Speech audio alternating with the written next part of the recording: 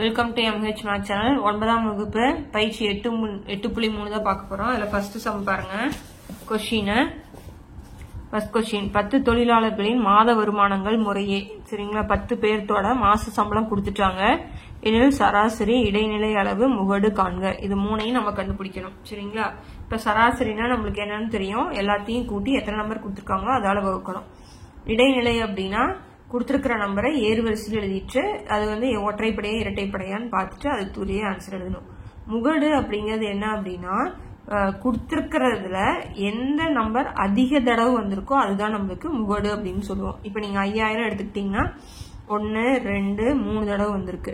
அடுத்து 7000 எடுத்துக்கிட்டீங்கன்னா 1 2 3 4 5 தடவை வந்திருக்கு. 8000 எடுத்துக்கிட்டீங்கன்னா 2 தடவை வந்திருக்கு. ஸோ அதிக முறை வர்றது எது? 7000. எத்தனை தடவை? 1 2 3 4 5 தடவை வந்திருக்கு. அப்படின்னா இந்த கணக்குக்கான முகடு நம்மளுக்கு 7000. எந்த நம்பர் அதிக தடவை வருதோ அதுதான் நம்மளுக்கு முகடு அப்படின்னு சொல்லிடலாம். சரிங்களா, இப்ப நாம இதை பார்க்கலாம். ஃபர்ஸ்ட் சராசரி கண்டுபிடிக்கணும். சராசரிக்கு ஃபார்முலா தெரியும் இல்லையா? சராசரிக்கு ஃபார்முலா சிக்மா எக்ஸ் பை என். அப்படின்னா எல்லாத்தையும் நம்ம கூட்டுறோம். ஃபர்ஸ்ட் 5000 பிளஸ் 7000 பிளஸ் அடுத்தது பாருங்க 5000 plus 7000 plus 8000 plus 7000 plus 7000 plus 8000 plus 7000 plus 5000. சரிங்களா, பை 2 4 6 8 10 நம்பர் இருக்கு போட்டேன். இப்போ இதை கூட்டணும். 7 5 பாருங்க, கடைசி எல்லாத்துலேயும் 3 0 இருக்கு போட்டேன். பாருங்க 7 5 12 12 8 20 27 34 42 49 55 60 67. ஓகேங்களா, இன்னொரு டைம் கூட்டிக்கலாம். பாருங்க 5 10 15 வந்துருச்சு. சரிங்களா, எத்தனை 7 இருக்குன்னு பாருங்க. 1 2 3 4 4 7 28. எத்தனை 8 இருக்கு? 2 8 இருக்கு. 8 2 16. ஓகேங்களா, பாருங்க 7 பாருங்க 1 2 3 4 5 இருக்கு. அதனால 7 35 5 5 10 16 6 மீதி 1 1 2 3 5 1 6. அப்படின்னா 66000. கீழே எதால வைக்கணும்? 10ஆல. இப்ப 0 0 அடிச்சிடறோம். 6600 தான் நம்மளுக்கு கூட்டு சராசரி. இப்ப அடுத்தது இடைநிலை. இடைநிலையில நம்மளுக்கு மொத்தம் n எத்தனை இருக்கு? 10 இருக்கு. ஓகேங்களா, n நம்மளுக்கு 10. அப்புறம் நம்மளுக்கு என்ன ஃபார்முலா?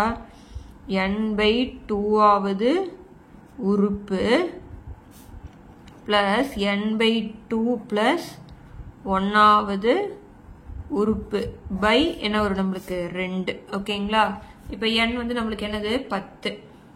n நம்மளுக்கு 10. 10 2ஆல வகுத்தோம்னா 5. அப்படின்னா 5ஆவது உறுப்பு பிளஸ் அடுத்தது 5. n 10 2ஆல வகுத்தா 5. 5 பிளஸ் 1 6. அப்படின்னா 6ஆவது உறுப்பு பை எத்தனை? 2. ஓகேங்களா, இப்ப 5ஆவது உறுப்பு 6ஆவது உறுப்பு நம்ம என்ன அப்படிங்கறத கண்டுபிடிக்கணும். அதுக்கு முன்னாடி இடைநிலை அப்படின்னா நம்ம ஏறு வரிசையில் எழுத சொல்லியிருக்கோம் இல்லைங்களா? நம்ம இந்த இடத்துல நான் எழுதி காமிக்கிறேன் பாருங்க. 2 5000 போட்டுக்கிறோம். ஓகேங்களா, ஃபர்ஸ்ட் 5000 தானே வரும். நம்மளுக்கு எத்தனை 5000 இருக்கு? 3 5000 இருக்கு. 3 5000 போட்டேன். எத்தனை 7000 இருக்கு? 5 7000 இருக்கு. 4 5. அடுத்தது 2 8000 இருக்கு. ஓகேங்களா, 3 5 6 7 8 9 10 வந்துருச்சு. இதுல நாம எதை எழுதணும்? 5ஆவது உறுப்பு 6ஆவது உறுப்பு. 1 2 3 4 5. 5ஆவது உறுப்பு 6ஆவது உறுப்பு. அப்படின்னா 7000 பிளஸ் 7000/2 கூட்டினா நம்மளுக்கு என்ன வரும்? 14000/2. அப்படின்னா 14000 2ஆல வகுத்தோம்னா 7 2 14 3 0. அப்படின்னா இடைநிலை நம்மளுக்கு என்னது? 7000. ஓகேங்களா, இப்ப அடுத்தது முகடு. முகடுங்கிறது பாருங்க எந்த நம்பர் அதிக தடவை வருது? 7000. 7000 என்ற எண் என்ன எழுதுறீங்க அப்படின்னா 7000 என்ற எண் 3 முறை வந்துள்ளது. 3 முறை வந்துள்ளது. எனவே முகடு சமம் என்ன எழுதுறோம்? 7000. 7000 அப்படின்னு எழுதிடுறோம். ஓகேங்களா, அவ்வளவுதான் ஆன்சர். முகடுங்கிறது எந்த நம்பர் அதிக தடவை வந்திருக்கோ அதுதான் நம்மளுக்கான முகடு. ஓகேங்களா, இப்ப அடுத்து 2வது சம் பார்க்கலாம். கொஸ்டின் பாருங்க. செகண்ட் கொஸ்டின், கொடுக்கப்பட்ட தரவுகளுக்கு முகடு காண்க அப்படின்னு கொடுத்திருக்காங்க. 3.1 3.2 3.3 2.1 1.3 3.3 3.1 இதுல எந்த நம்பர் அதிக தடவை வந்திருக்கு அப்படிங்கறத பாக்குறோம். சரிங்களா, செகண்ட் கொஸ்டின் பாருங்க. இதுல பாருங்க 3.1 எத்தனை தடவை வந்திருக்கு? 1 2. அடுத்தது 3.2 எத்தனை தடவை வந்திருக்கு? ஒரு தடவை தான் வந்திருக்கு. 3.3 எத்தனை தடவை வந்திருக்கு? 2 தடவை வந்திருக்கு. அப்பனா 2 நம்பர் வந்திருக்கா? 3.1 3.2 ஆகிய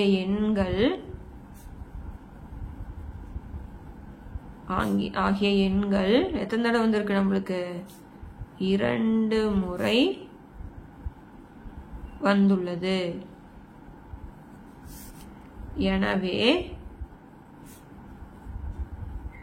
முகடு சமம் 3.1, 3.3 அப்படின்னு எழுதிடலாம். ஓகேங்களா, 3.1, 3.3 இதுதான் நம்மளுக்கான ஆன்சர். அடுத்தது 3வது கணக்கு பாருங்க. 11, 15, 17, x+1, 19, x-2, 3 என்ற தரவுகளின் சராசரி 14 எனில் x இன் மதிப்பை காண்க. தரவுகளோட சராசரி கொடுத்துட்டாங்க. எக்ஸோட மதிப்பை நம்ம இந்த எக்ஸுங்கிற இடத்துல என்னன்னு கண்டுபிடிக்கணும். மேலும் எக்ஸின் மதிப்பை கொண்டு தரவுகளின் முகடு காண்க. மேலும் எக்ஸின் மதிப்புகளை கொண்டு நம்ம என்ன கண்டுபிடிக்கணுமா? தரவுகளோட முகடை கண்டுபிடிக்க சொல்லியிருக்காங்க. பார்க்கலாங்களா?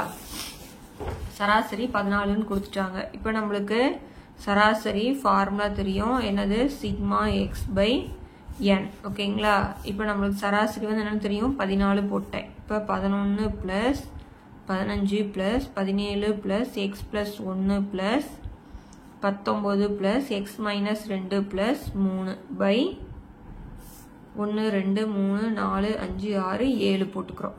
சரிங்களா, இப்ப இதெல்லாத்தையும் கூட்டிக்கலாம். இதுல பாருங்க -2 இருக்கு.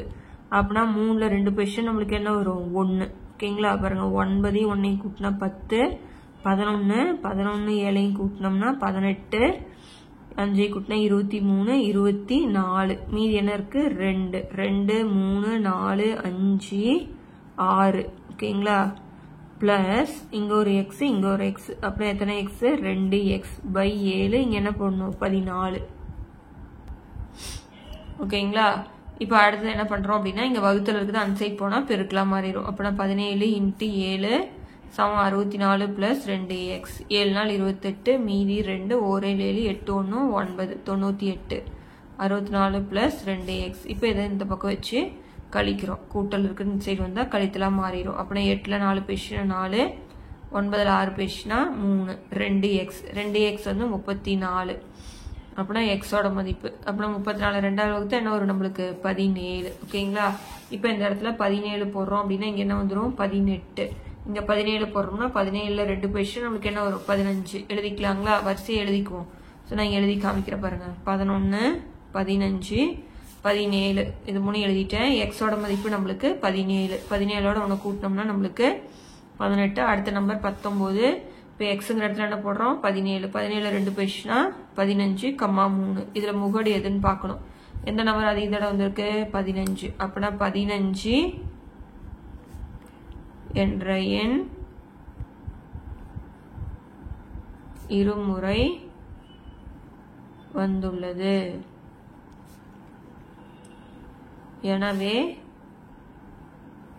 முகடு சமம் எவ்வளவு? 15 அப்படின்னு எழுதிடுறோம். ஓகேங்களா, அவ்வளவுதான் ஆன்சர். அடுத்த சம் பார்க்கலாமா? அடுத்தது 4வது சம் பாருங்க. விளையாட்டு கால் சட்டைகளுக்கான தேவை பட்டியல் கீழே கொடுக்கப்பட்டுள்ளது. எந்த அளவு கால் சட்டைக்கு அதிக தேவை உள்ளது அப்படின்னு கொடுத்திருக்காங்க. அளவு பாருங்க. 38னா எண்ணிக்கை எத்தனை? 36.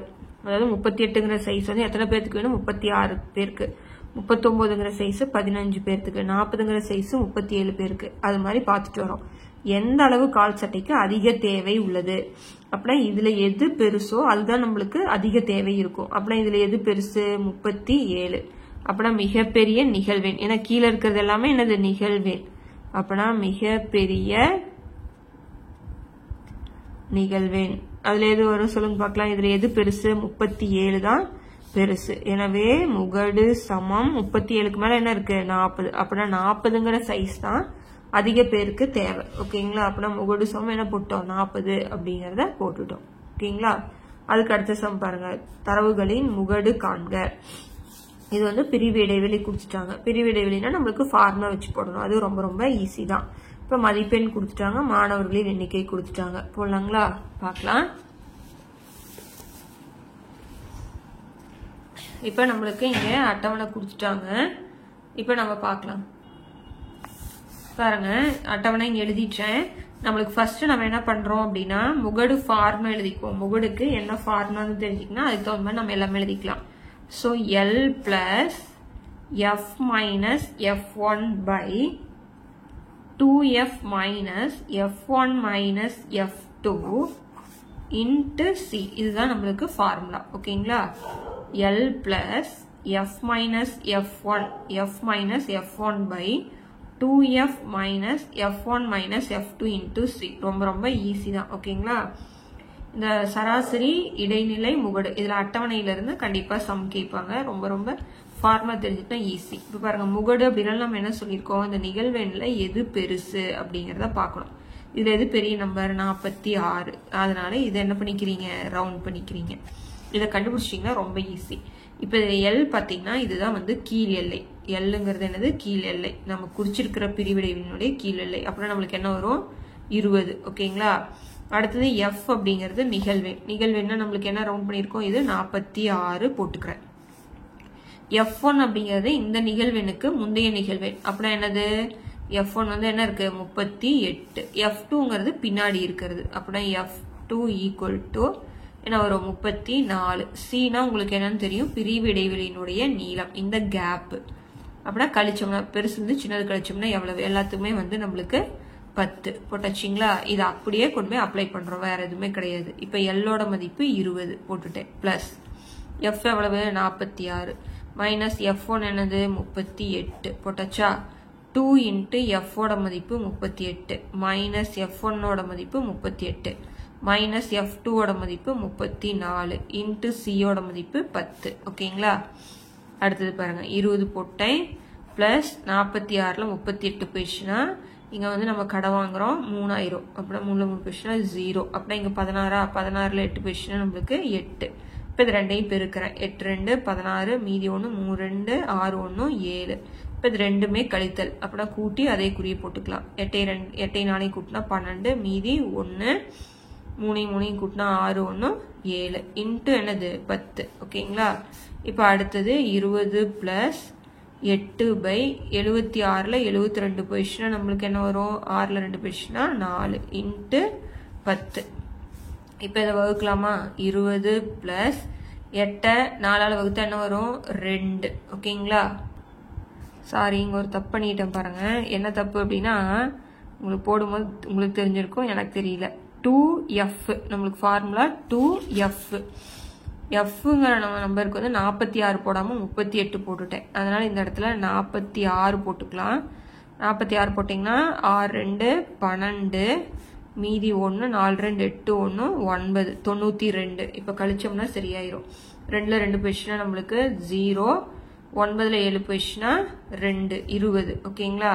அப்பனா 8/20 இன்ட்டு நம்ம 10 போட்டுக்கலாம். இப்ப 0க்கு 0 அடிச்சிடலாம். இங்க 2ஆல் அடிச்சு என்ன வரும்? 4. அப்பனா ஆன்சர் 20 பிளஸ் 4 நம்மளுக்கு 24. அப்படின்னா இந்த சம்முக்கு வந்து முகடு வந்து நம்மளுக்கு என்ன வரும்? 24. அதுதான், வேற எதுவும் கிடையாதுங்க. சாரிங்க, தப்பா போட்டேன். 2F எஃப்ங்கிற இடத்துல 46 போட்டிருக்கணும். இது ரெண்டையும் பெருக்கிக்கிறோம். இது ரெண்டும் ஒரே குறிங்கிறதுனால கூட்டி அந்த குறியை போட்டுக்கிறேன். 46ஐயும் ரெண்டையும் பெருக்கிறோம்னா 92ல 72 கழிச்சோம்னா 20. இப்ப இந்த 0க்கு 0 அடிச்சிடறோம். அப்படின்னா மீதி 2 இருக்கும். 8 2ஆல வகுத்தா 4, 24ஐயும் கூட்டினா 24. ஓகேங்களா? இந்த சம்மோட இந்த வீடியோ முடிக்கிறேன். அடுத்த சம்ம வந்து அடுத்த வீடியோல பார்க்கலாம். தேங்க்யூ.